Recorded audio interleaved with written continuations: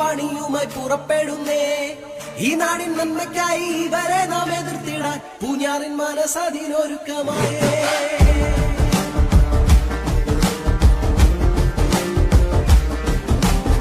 പണമുണ്ട്, പവറുണ്ട്, അഹങ്കരിക്കും നിങ്ങൾ. ഇവയൊന്നും ചിരകാലം ഇരിപ്പതല്ല. പൂഞ്ഞാറിൻ മണ്ണിനെയോ നെഞ്ചോടങ്ങു ചേർത്തവൻ നിങ്ങളെ